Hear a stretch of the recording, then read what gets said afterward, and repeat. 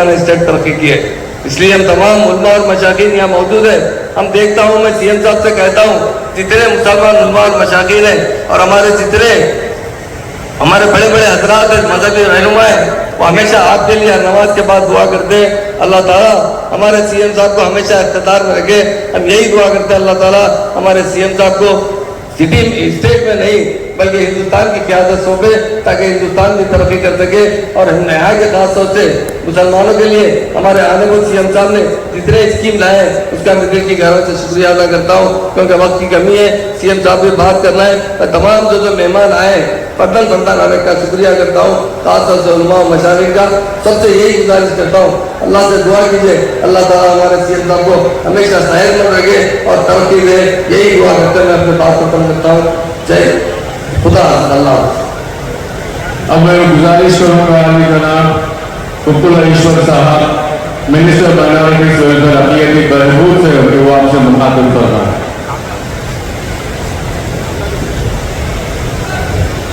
పవిత్ర రంజాన్ మాసం సందర్భంగా సోదరి సోదరులందరికీ కూడా శుభాకాంక్షలు తెలియజేస్తూ, రంజాన్ పవిత్ర మాసం సందర్భంగా రాష్ట్ర ప్రభుత్వం గౌరవ ముఖ్యమంత్రి గారి యొక్క ఇఫ్తార్ విందులు ఏర్పాటు చేసిన రోజు జనాబ్ కేసీఆర్ సాబ్ వెనుకపై ఉన్నటువంటి ఆ గౌరవ ముఖ్యమంత్రి వర్యులు, అదేవిధంగా సహచర మంత్రివర్యులు, ప్రజాప్రతినిధులు, ముస్లిం పెద్దలు, అదేవిధంగా సోదరి సోదరిమణులు కలిగి చేసినటువంటి ప్రతి ఒక్కరికి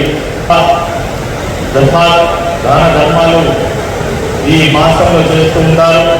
అదేవిధంగా अल्लाह की रहमत और बरकत का महीना है रमजान। नेकिया कमाने का महीना है रमजान। डिसिप्लिन सिखाने का वाला महीना है रमजान। केसीआर गारी सुपै पालనలో తెలంగాణ లౌకిక రాష్ట్రంగా వర్ధిల్లుతున్నది। ప్రభుత్వ పక్షాన ఇఫ్తార్ దావత్ ఇస్తున్నాం। ప్రతి సంవత్సరం 5 లక్షల మంది పేద ముస్లింలకు రంజాన్ తోఫా అందజేస్తా ఉన్నాం। అదేవిధంగా బతుకమ్మ, బోనాలు, క్రిస్మస్, రంజాన్ పండుగలను శాంతియుత వాతావరణంలో ప్రశాంతంగా ఘనంగా జరుపుకుంటా ఉన్నాం।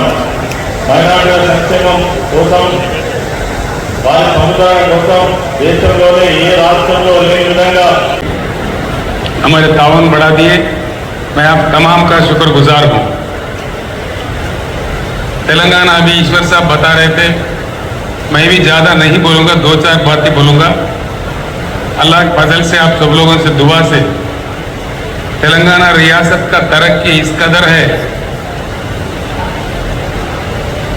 9 साल 10 साल पहले जो हमको पिछड़ा कहते थे, बैकवर्ड कहते थे, आज हिंदुस्तान में कोई भी रियासत हमारे मुकाबले में भी नहीं है। ये मेरा नहीं है बयान, मरकजी सरकार हाल ही दौर में पार्लियामेंट सेशन में दिल्ली में बताए। पर कैपिटा इनकम जो होता है, आज हिंदुस्तान में सबसे आगे तेलंगाना राज्य है। हमारा पर कैपिटा इनकम आज 3,08,000 रुपये है।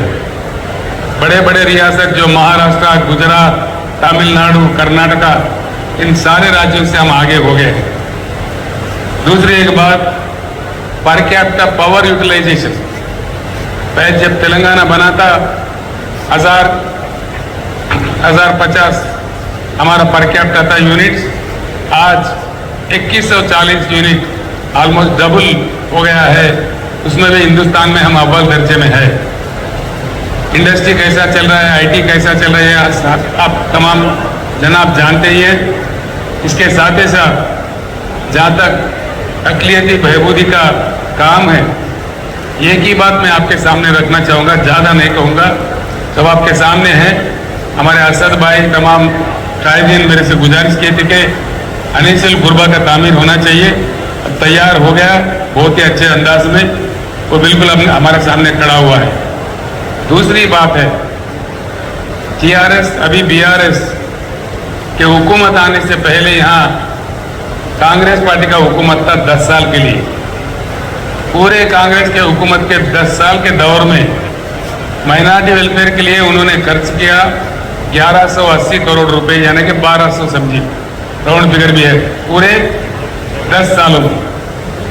जब से टीआरएस सरकार अब भी आया, बेरोजगारी का मसला भी धीरे धीरे खत्म होते जा रहे हैं। इसके साथ ही साथ हम तो आगे बढ़ रहे हैं, लेकिन देश पीछे जा रहा है। ये कहने के लिए मैं शर्म नहीं करूंगा, लेकिन मरकज में जो सरकार बैठी हुई है वो अगर हमारे बराबर, तेलंगाना के बराबर काम करता तो हमारे जीएसडीपी कम से कम 3 से 4 लाख और बढ़ने थे। इसमें हमको मार पड़ा है और देश आज एक अजीब दौर से गुजर रहा है, ये हम तमाम लोग जानते हैं। मैं बुजुर्गों से, नौजवान भाइयों से, सभी दानिशवरों से मेरा गुजारिश है कि हिंदुस्तान हमारा है, हर हालत में इस देश को बचाना है। छोटे छोटे मुश्किल तो आते रहेंगे, इंशाअल्लाह आपका ताउन हो, लड़ते रहेंगे आखिर तक। ये टेम्पररी फेज है, कुछ होने वाला नहीं है। असलियत का, इंसाफ का आखिर में जीत होगा। इसलिए मैं बिलीव करता हूं, जब तेलंगाना के लिए लड़ रहा था, यही बात मैं बार बार कह रहा था कि अल्लाह के घर में देर है लेकिन अंधेर नहीं है। इसलिए बिल्कुल हम आगे बढ़ेंगे। ये देश सभी का है, ये देश हमारा है, इस देश को महफूज रखेंगे। इसमें हम अपने आखिरी खून का बूंद तक भी लड़ते रहेंगे, लेकिन कहीं कॉम्प्रोमाइज नहीं होंगे। इसका हमारे गंगा जमुना तहजीब, हमारा देश के परंपरा, हमारे तारीख, इसको कोई भी बदल नहीं सकता। बदलने का कोई कोशिश किया वो खत्म हो जाएगा, लेकिन देश खत्म कभी नहीं होगा। इसमें मेरे बात पे विश्वास रखिए। जब वक्त आए तो जोश से नहीं, हम लोग होश से काम ले, होशियारी से काम ले, देश को बचाने का काम जरूर करें, ये मेरा गुजारिश है। और एक बात मैं खुशियों के साथ कहना चाहता हूं, देश के राजनीति में चलने का मेरा इरादा हुआ, जो गुजर रहा है हिंदुस्तान पे उसको सुधारने के लिए। मुझे खुद अफसोस है कि जिस बगल रियासत महाराष्ट्र में गए, तेलंगाना से भी ज्यादा वहां पे वेलकम हो रहा है। तेलंगाना से भी ज्यादा तादाद में हमारे बोधन के शकील भाई, सारे लोग वहां थे मेरे साथ में। काफी मतलब हमारा खैर मकदम वहां हो रहा है। मुझे भी इतना नहीं था एहसास इस प्रकार का, यानी कि देश इंतजार कर रहा है एक सही नेता के लिए, सही अल्लाह आगे जाके कई कामयाबी हमें मिलेंगे। हर हालत में इस देश को बचाने का हम भरपूर कोशिश करेंगे। फिर एक बार मैं तहे दिल से सारे बुजुर्गों को, सारे भाइयों को, जो भी यहाँ तशरीफ लाए हैं, जो नहीं भी लाए हैं, सारे हमारे रियासत के और मुल्क के मुस्लिम कौम के जितने भी हमारे बुजुर्ग भाई बहन माएँ हैं, आप तमाम लोगों को इस मुकद्दस और मुबारक रमजान माह का फिर एक बार मुबारक पेश करते हुए मैं रुखसत लेता हूँ। आली जनाब मोहतरम मौलाना रिजवान कुरैशी साहब, इमाम मक्का मस्जिद से गुजारिश की जाती है कि वो दुआ फरमाएं।